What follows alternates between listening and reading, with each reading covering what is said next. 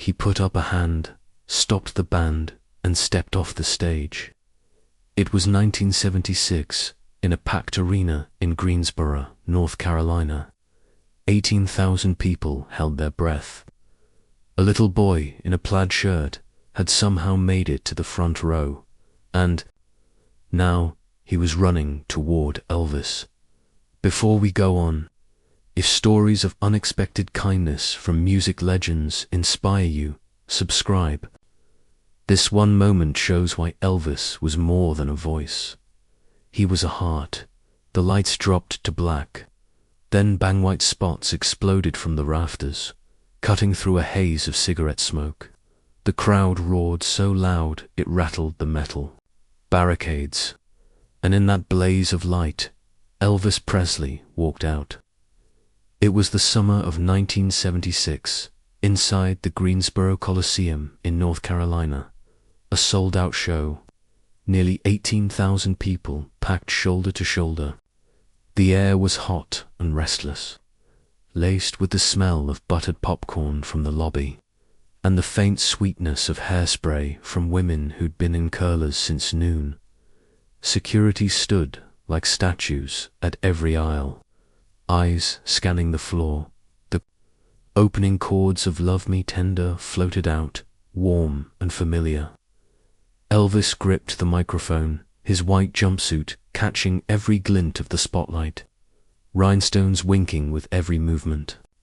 He didn't just sing, he searched. His gaze moved across the crowd like he was looking for someone. A quick nod to a couple in the front, a wink at a girl holding a Polaroid camera. Then he shifted his weight, eyes fixed somewhere down front. Witnesses would later say you could feel something change in the room right then, like he'd spotted a story no one else could see. Halfway through the second verse, a sudden blur of motion broke the perfect rhythm of the night. From the far left aisle, a little figure darted out, a boy, maybe 7 years old, wearing a plaid shirt too big for him, sleeves flapping as he ran. In his right hand, a piece of cardboard with something scrawled in black marker.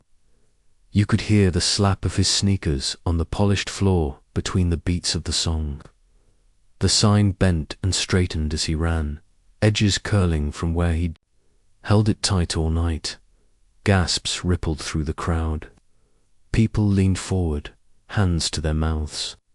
In the corner of his eye, a guard moved, but Elvis didn't. He took one slow step forward, never breaking eye contact with the boy. The band kept playing.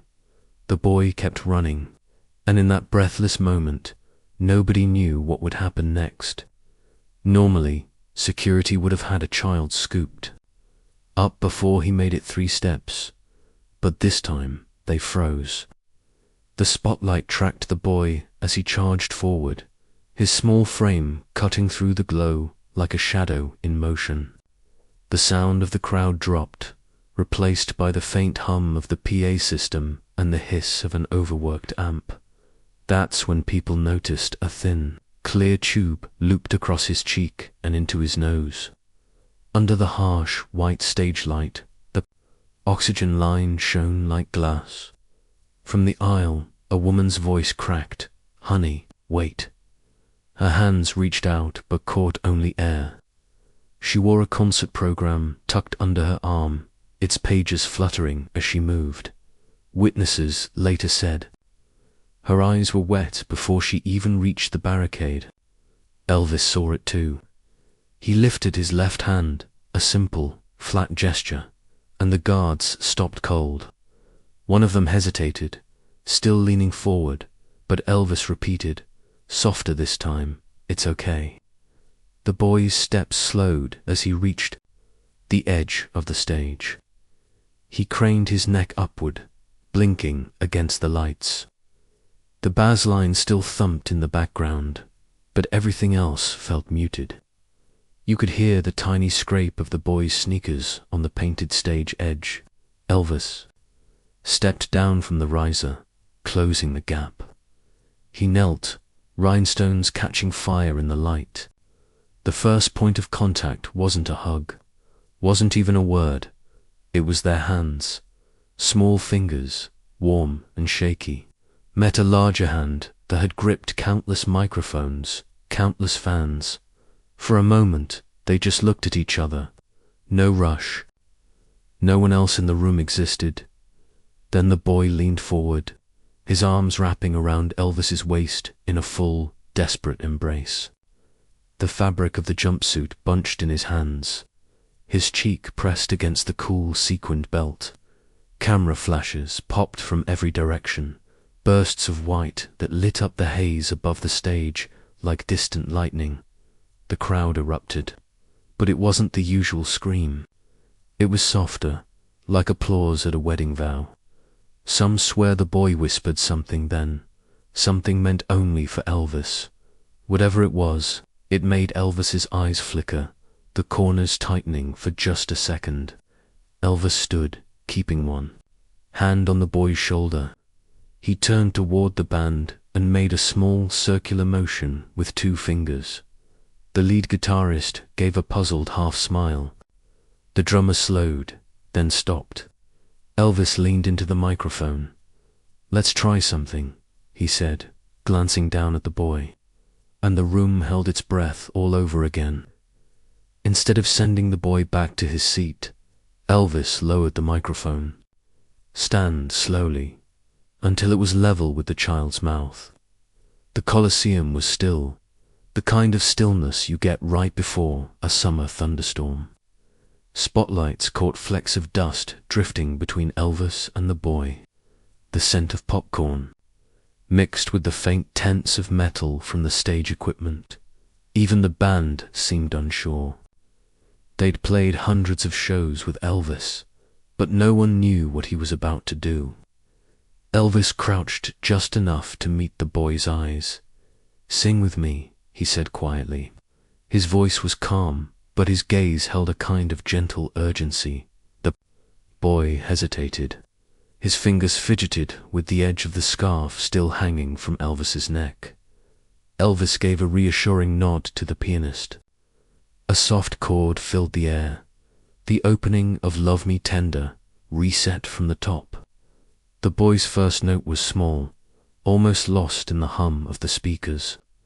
Breath catching between words, he managed one shy line, slightly off-key, but clear enough for the crowd to hear. The audience erupted, not in the deafening roar they gave Elvis, but in a warm, rising cheer that wrapped around the stage. Elvis leaned closer, adjusting his own voice to match the boy's pace. His tone softened, almost like a lullaby, each word stretched to give the boy time to keep up. Witnesses recall that when they reached the final word, Elvis didn't belt it out, he whispered it, letting the sound drift out into the silence that followed.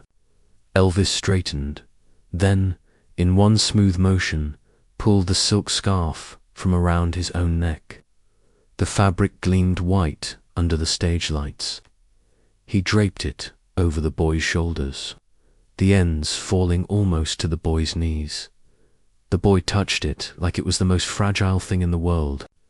And then Elvis did something no one saw coming, not even his band. He turned his mic away from himself and held it toward the boy. No band, no backup, just the boy's voice, alone, ringing out the last soft phrase. When it ended, the sound in the arena was immediate, a standing ovation that rippled from the front row to the highest seats in the back. You could feel the floor tremble under the weight of thousands of feet stomping in unison. Elvis leaned down, placing a hand gently on the boy's shoulder. He said something, words lost under the swell of applause, but whatever they were, made the boy's face light up. The smell of hot lights and sweat clung to the moment as Elvis took the boy's hand. Without a word to the crowd, he guided him towards stage left. The band watched in quiet confusion. The audience's cheers softened into curious murmurs.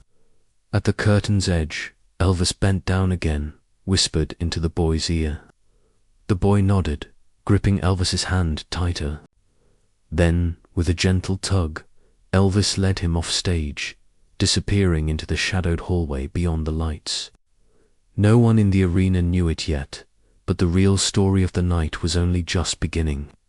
The roar of the crowd faded with every step. Down the narrow backstage hallway, replaced by the hum of amplifiers and the muffled thud of bass through the walls.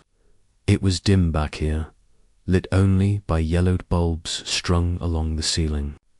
The air smelled of sweat, old plywood, and faint perfume from fans who'd been close enough to hug him earlier.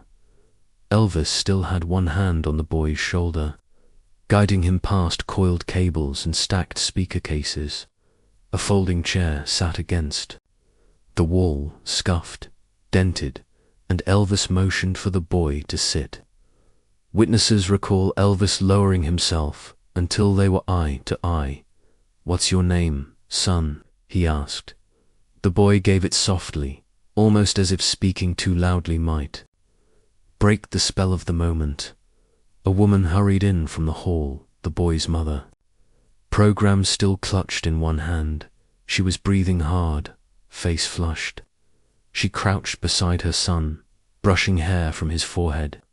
Her voice cracked as she told Elvis that her boy had been fighting a lung condition since birth. Doctor's visits, hospital stays. This concert, she said, was the only thing he'd talked about for months. Elvis's face shifted, not the polished smile, but something quieter. He rested a hand on the boy's knee. What he told that boy next stayed with him for the rest of his life. "You'll always have the best seat in the house," Elvis said. Not as a performer speaking to a fan, but like a man making a promise. The boy smiled, small but sure, as if he believed it completely. From beyond the curtain, the crowd began to chant, "Elvis, Elvis." The sound swelled, rhythmic, impatient. Stagehands glanced toward the hall, waiting for him to return. Elvis didn't rush. He stayed there a moment longer, one hand resting lightly on the boy's shoulder, thumb moving just enough to be felt. Finally, he stood, the sequins on his jumpsuit catching the glow from the bare bulbs. He looked to the boy's mother and gave a small nod, not the showman's flourish, but a simple acknowledgement. He turned toward the stage entrance, the muffled music growing sharper with each step. The air was cooler near the curtain, smelling faintly of the cologne he always wore before a performance. The chanting hit full volume. Elvis took one last glance backstage, at the boy sitting there with the scarf draped across his shoulders, before stepping back into the blinding light. The second Elvis stepped back into the light, the noise was deafening. The kind that shakes in your chest before it reaches your ears. The crowd was on their feet, waving programs, scarves, even hats. Heat radiated from thousands of bodies pressed. Together, the spotlight followed him as he crossed the stage, picking up mid-set without missing a beat. The band kicked into a driving rhythm, horns blaring, bass thumping like a heartbeat. But even as he worked, the crowd tossing scarves, leaning over the edge to touch hands, his gaze kept drifting to stage right. There, just off the main lights, the boy sat on a low equipment crate, legs swinging back and forth, scarf still draped around his neck. His feet didn't touch the floor. A stagehand leaned in to talk to him, but the boy's eyes never left Elvis. Elvis shifted into Can't Help Falling in Love, slowing the room down. The stage dimmed to a warm amber glow. Couples swayed. In the aisles, the melody carried like honey through the humid air. When he reached the final lines, Elvis didn't look at the front row. He turned his whole body toward the boy. On "Take My Hand," he pointed gently in the boy's direction. On 4, "I Can't Help." He gave a small, almost military salute. The boy grinned, shy but proud. People noticed. One by one, sections of the crowd turned their applause toward the boy. Some even stood, clapping for him instead of the man they'd come to see.